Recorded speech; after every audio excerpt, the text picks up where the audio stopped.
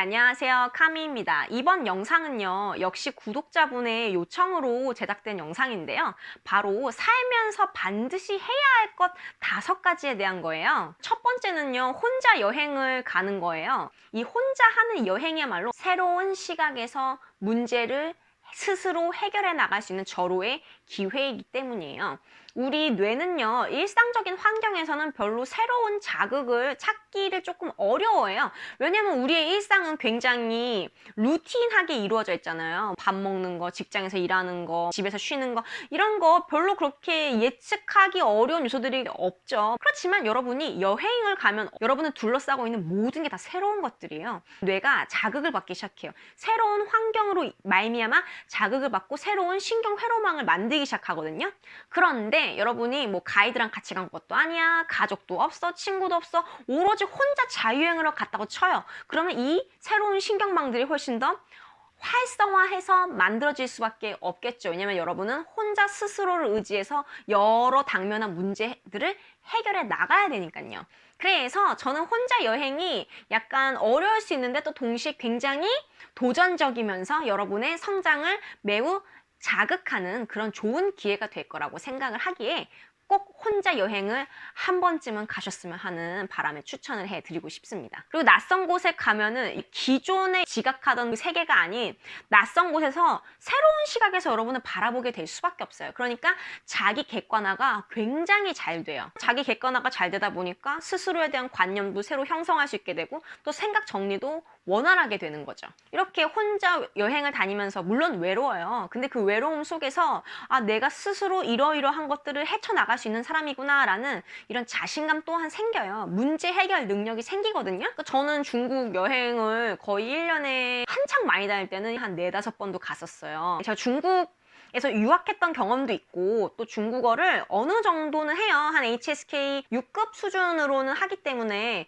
중국 여행을 가면은 현지인들이랑 소통하면서 혼자 다니거든요. 중국 일주를 쭉 했었는데 그때 정말 좋은 친구들도 많이 생겼고 새로운 문화도 경험할 수 있었고 제 자신에 대해서 객관적으로 정리가 확 되더라고요. 중국 다녀오고 나서 했냐면은 집에 있는 물건들을 안 쓰는 거 싹 다 갖다 버렸어요. 진짜 이 조그만 집에서 짐이 한가득 나오더라고요.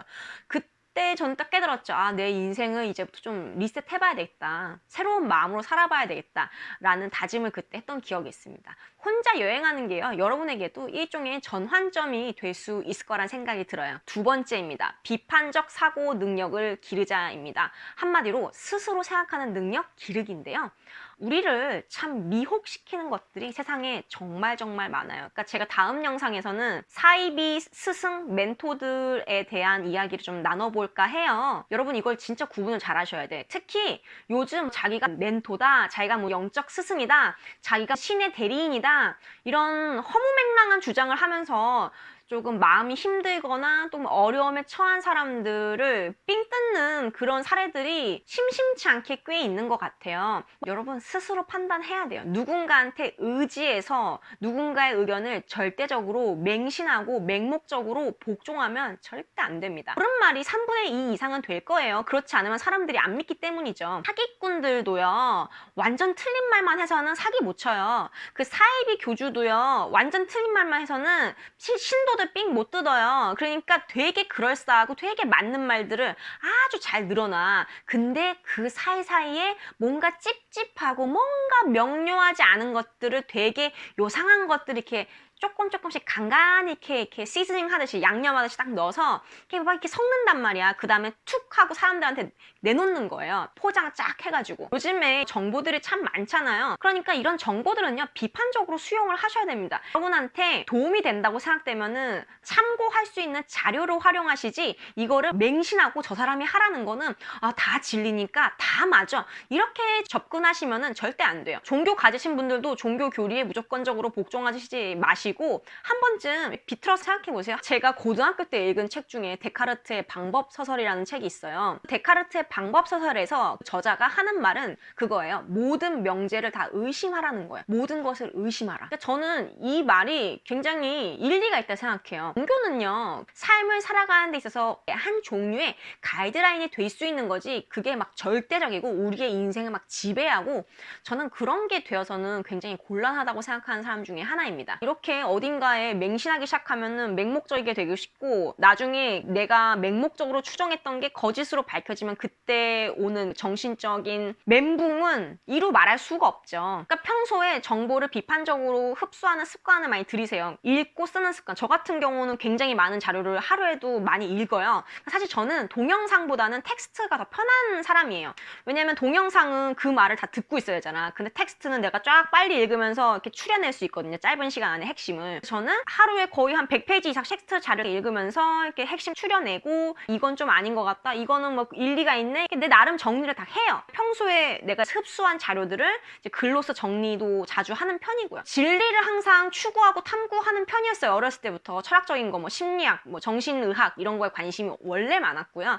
그리고 살다 보니까 운 좋게 많은 좋은 스승님들을 만나게 되었어요. 그런데 공부를 하면 할수록 느끼는 거지만 공부는 스스로가 하는 거고 판단도 여러분 스스로가 내리는 거예요. 다른 사람이 도움은 줄 수 있어. 조언 정도까지는 줄 수 있는데 맹목적으로 거기에 빠지고 맹신하시지 않았으면 좋겠어요. 그러니까 비판적 사고 능력을 반드시 가지셔야 되세요. 안 그러면 사기당하고 휘둘리고 이용당하기 딱 좋아요. 정치인들이 왼쪽이다 오른쪽이다 너 어느 편이냐고 막 이렇게 편가르게 하잖아요. 왼쪽 오른쪽이 중요한 게 아니에요. 여러분 삶에 도움이 되냐 안 되냐가 중요한 거거든요. 어느 한쪽에 적을 두시지 마시고 실리 위주로 접근을 하세요. 여러분이 반드시 해야 할 세 번째가 있는 그대로 편견 없이 도움되는 것을 보라라는 거거든요. 사람들은 언제나 어느 한 편에 속하기를 바라고 거기서 안정감을 느끼고 그 안에서 생활을 하고자 해요. 그리고 우리 편이 아닌 다른 편의 의견을 받아치고 논박하기 바쁜데 사실 편을 나누는 게 중요한 게 아니라 어떠한 신념이나 가치관이 내 인생에 도움이 되냐 안 되냐가 더 중요한 거거든요. 그래서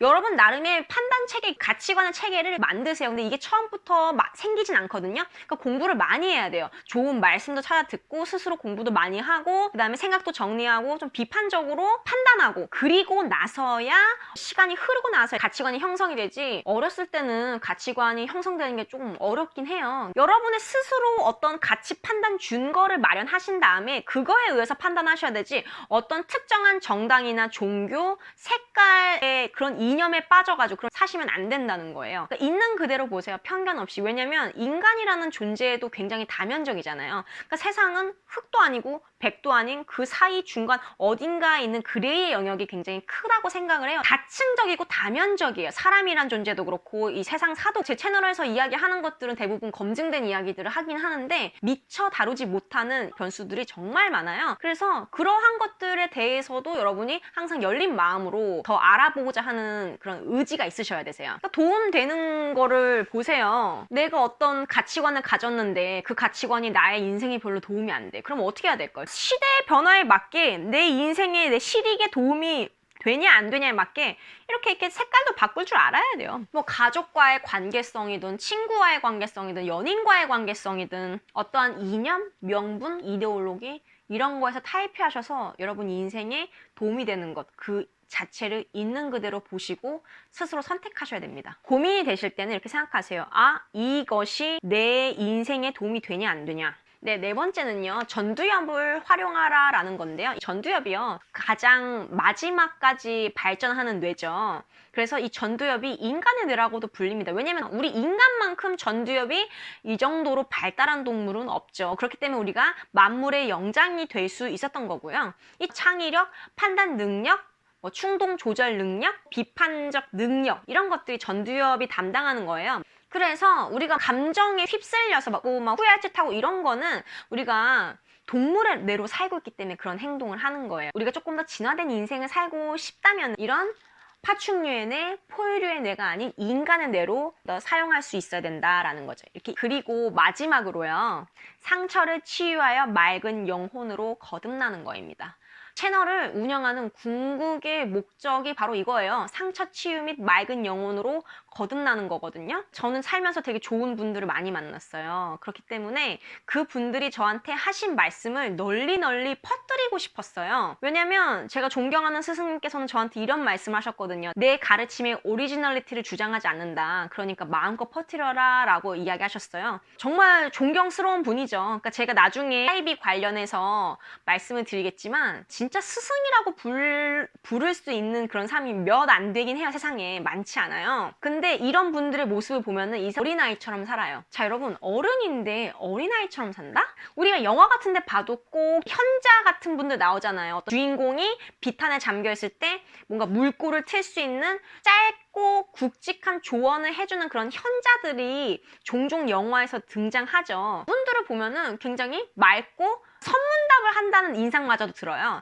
근데 그분들 보면은 지긋하고 꽤 오랜 삶을 산 것처럼 보이지만 맑고 미소를 짓고 있죠. 그게 바로 니체가 이야기하는 어린아이의 삶을 살고 있기 때문이에요. 우리 영혼이 그 정도로 진화를 하면요, 어린아이가 되는 거예요. 그러니까 니체는 이렇게 인간 영혼의 진화 단계를 낙타, 사자, 그리고 어린아이의 삶, 이렇게 3단계로 나눠요. 여러분 인생 한 삶에서 반드시 하셨으면 좋겠는 게 바로 이 어린아이의 삶으로 나아가는 거예요. 여러분이 진짜 이런 어린아이가 되잖아요. 그러면 정말 여러분 인생은 자유로워져요. 굉장히 그 무엇에도 얽매이지 않고, 그리고 분노와 두려움이 아닌 사랑으로 충만한 인생을 살게 돼요. 저는 제 스승님을 봐서 알아요. 얼마나 자유롭고 어린아이 같이 살거든요. 그 누구를 두려워하지도 않고 어떤 실패할까봐 두려워하고 누군가를 시기하고 질투하고 그런 걸 하지도 않아요. 그러니까 탐진치가 별로 없어요, 사람한테.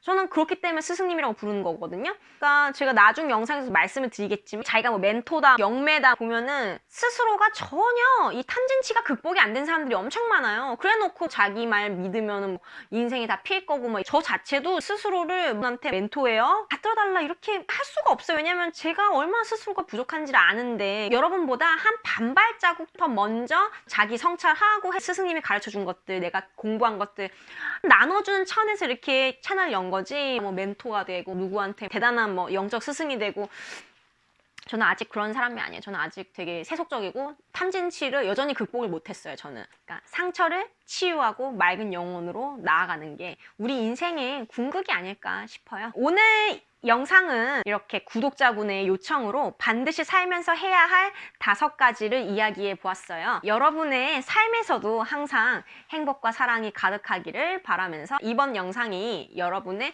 충만한 삶에 도움이 됐으면 좋겠어요. 도움이 되셨다면 구독하기와 좋아요 부탁드릴게요. 감사합니다.